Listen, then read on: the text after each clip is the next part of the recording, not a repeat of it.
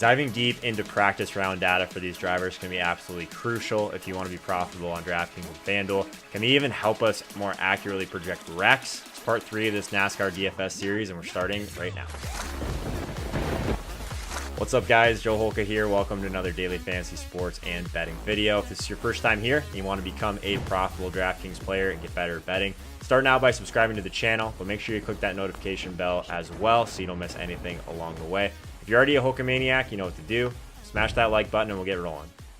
I truly had no idea how important the practice round was for NASCAR DFS, and there's a couple stats that we definitely have to keep our eyes on. Practice for a NASCAR race weekend, there's typically 3 practice sessions. Occasionally there's 2. And most of the weekends are structured so that there is a practice before qualifying. And then so it goes practice on Friday, qualifying Friday evening, 2 practices on Saturday, and then the race on Sunday. That's most weekends, not all, but most, the traditional race weekend. So let's just use that as the main example. Friday practice, typically we can't rely on too much, because it's 2 days before the race weekend. They're still tweaking their cars. And B, they also practice for qualifying. So they're going to be putting their cars in a whole different setup and then try to go as fast as they can for one lap. That's a lot different than needing to race 60 laps in a row consistently. So they completely overhaul how they set up their cars, and they try to go as fast as they can for one lap in that practice session because they want to make sure they start well in the race also. Sure. So we pretty much don't use first practice session data. Anything before qualifying, I pretty much ignore for most race weekends.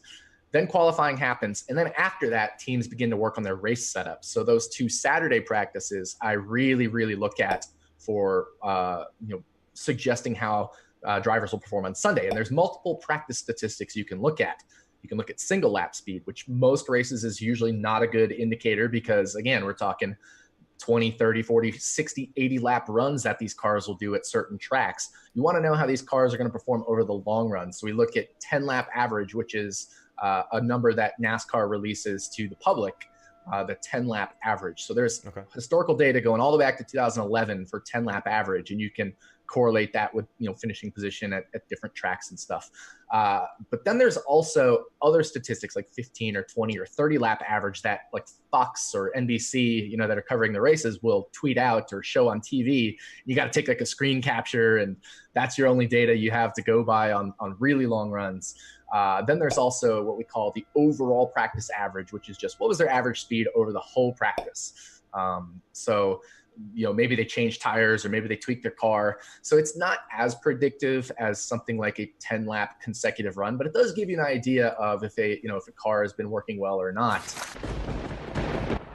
If you've been here since the very beginning, you definitely know by now how much time I put into these videos for you guys. The only thing I ask for in return is to make sure you go ahead and follow me over on Twitter. Would really appreciate that. And I'm also trying to build up the Instagram community right now. I do a ton of content over there that doesn't make it to YouTube, that isn't on Twitch. So I really want to make sure that you guys see that as well. Take a few seconds and follow me over there. I'd really appreciate it.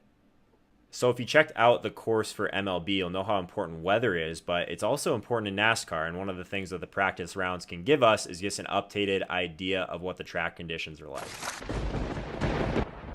Other thing that's really important about practice is making sure the track conditions align with the race conditions. So most of the time, final practice will be the practice we look at because generally it occurs later in the day, and then the race, of course, occurs later. So morning practice is usually morning practice, like 8 a.m. or 9 a.m. And then second practice usually around noon local time, wherever the race is. And then the race is usually around noon or 1 local time. So generally final practice is the one we rely on the most because it's closest to race conditions, and it's also just closest to the race, so they have more time to set up their car. Occasionally, race day will be a lot colder or something, and then you can kind of get an edge on the field by using morning practice. And so I'll always try to take note of the track temperature or the wind direction and things like that to kind of try to get a little bit extra edge. So there are qualifying rounds as well. Are those important, or at least are they as important as practice rounds?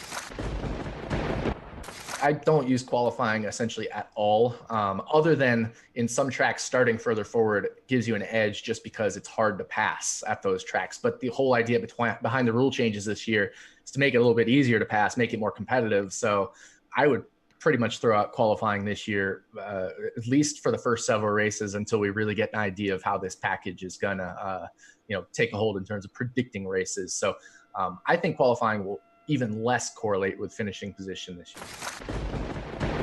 Before we get back at it, if you like my work and you want to support my work, the number one way you can do so for free is by bookmarking my Amazon link or checking out one of the products in the description below. Even if you aren't interested in any of those products, if you use that link to get to Amazon, you're doing your part to support the channel. And definitely appreciate all of you guys in the Amazon crew. If you're new, let me know in the comments and I'll make sure I give you a shout out on the next video. So maybe your only exposure to NASCAR has been just some of the wrecks that you see on SportsCenter, but these cautions can really have a big impact on DFS, so I definitely wanted to touch on that a little bit with Nick. Typically what will happen in a wreck, a lot of wrecks are just single car wrecks. A guy will spin out or he'll blow a tire and hit the wall. And, depending on if he hit the wall hard or if he maybe just brushed the wall or just sometimes you can just spin and keep it off the wall. They'll still throw a caution flag typically, unless the driver just spins it and there's no cars around him and then he continues to go. But generally they'll throw a caution flag, and at that point the field is frozen.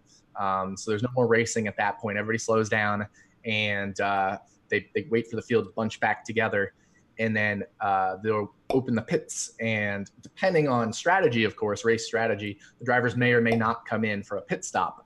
And what they'll do is they'll fill up with fuel. They may or may not take tires. They may take 0 tires, may take 2 tires, just, right sides only or just left sides only, or they may take all 4 tires. It just depends on their specific race strategy at that moment. And the timing of the caution can totally throw off the race strategy. The team could be planning to do one thing and then bam, unfortunate time caution for them may cause them to have to just, Peyton Manning audible it on the spot there and call a pit stop. And sometimes you'll see teams, as the car is coming down pit road, they're waiting to see what their competitors are doing. And, maybe the guy at early on pit road took 2 tires. And so the other guy is late on pit road and they're able to get, just relay radio information. Kyle Busch took 2 tires. So we're going to audible from our planned 4 tires just to a 2 tire stop. So it can get pretty crazy down there on pit road. And then that's also where you'll see a lot of penalties that happen. So just like in the NFL, there's penalties in NASCAR. If you're speeding on pit road, if you let a tire go loose, that could be a hazard if one of the cars hits that tire and knocks it into either the stands or into the the teams that are operating the pits. There's penalties for taking equipment out of the box, all sorts of different penalties that can occur. Too many men over the wall. So there's all sorts of penalties that can occur in these pit stops, and that can really jumble up the race as well. Cautions are really a time where the race changes, not only for the actual NASCAR race, but also for DFS. Did your driver lose 6 spots on his pit stop? Did he get a penalty? Or was he the guy that gained 8 spots on pit road this time? Or was it the leader who lost the lead on pit road and now is no longer going to be a dominator type thing? So it's very interesting. Pit stops definitely have an impact on the race, and races with more cautions will have more variance. But also, can you predict that at all? Do you ever know, you have a feeling if there's going to be not optimal kind of driving situations, and there might be kind of more variance in that way? Yeah, it is possible to know. Typically what I found is cooler weather actually leads to more cautions because they can go faster. So they're more on the edge. Whereas warmer weather, even though maybe the cars are slicker and hotter, because they're not going as fast, the drivers can still handle them a little bit easier. So very often, a night race versus a day race at the exact same track, the night race will probably have more cautions just because the car is a little more on edge. They're closer to the aerodynamic edge, especially at some of the faster tracks. And then there's also tracks like Bristol where, there's just going to be wrecks at these short tracks. That just happens.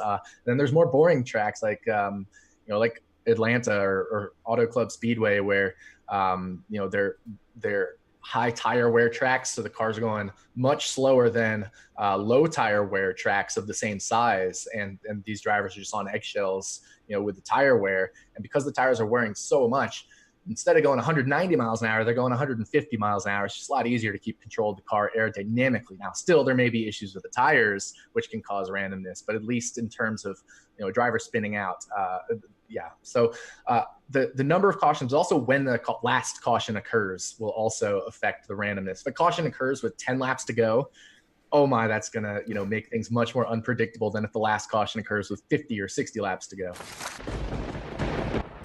I think one of the coolest parts about building up this community is just that I've gotten to know a few of you on a personal level through the one-on-one coaching that I do. If you kind of want to invest in yourself, maybe you've been playing DFS for a while and haven't had great results, definitely check out joeholka.com/coaching for a little bit more information on that. But if you prefer to just continue to learn in a group setting, totally fine. I will remind you, though, if you have an Amazon Prime account, and a lot of people do, you automatically have access to a free Twitch Prime subscription. So with that, you get access to my premium Discord chat, as well as a bunch of only subscriber-only perks. But regardless, guys, you're really doing yourself a disservice at this point if you're not watching the live streams live on Twitch. So make sure you follow at twitch.tv/JoeHolka so you don't miss when I go live.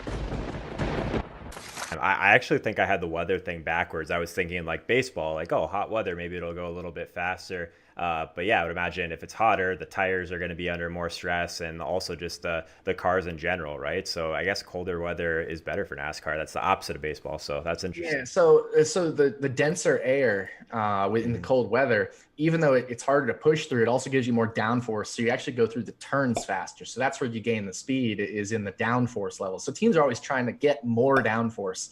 So even though the air is denser, and like I said, it's technically harder to push through, there's more drag, the added downforce makes so much more difference in the turns. And that's why we see so much more speed out of the cars in cooler weather. And also just the grip level of the tires is better. Yeah, man, that's interesting. I actually never would have thought of that. So a question in the chat asking how penalties are applied. They're actually in the middle of the race, right? Not at the end of the race. So it doesn't so they're applied mid-race. So if it's under caution, usually the penalty will be you go to the tail end of the field for the restart. So let's say you're the second place guy on pit road and you come out of pit road second place, but you were speeding on pit road. Then they'll send you all the way back to the end of the field. And so they restart in 2 lanes, and they'll send you to the end of the longest lane on the restart if you're speeding on pit road. There's other penalties that may have more serious consequences. They may hold you for a full lap. And then if you have a penalty under green flag conditions, you usually have to come back down under pit road and go pit road speed, which is anywhere from 40 to 60 miles an hour, depending on the track. While everybody else is going 180 miles an hour around the track, you're really going to lose a lap or sometimes 2 laps, depending on the track size. If you want to learn more about how to become a profitable daily fantasy sports player and how to get better at betting, start now by hitting that subscribe button in the bottom right-hand corner so you don't miss anything. Have a ton of DFS courses on demand. If you haven't watched those already, definitely check out those playlists. Thanks so much for watching. I'll see you guys next time.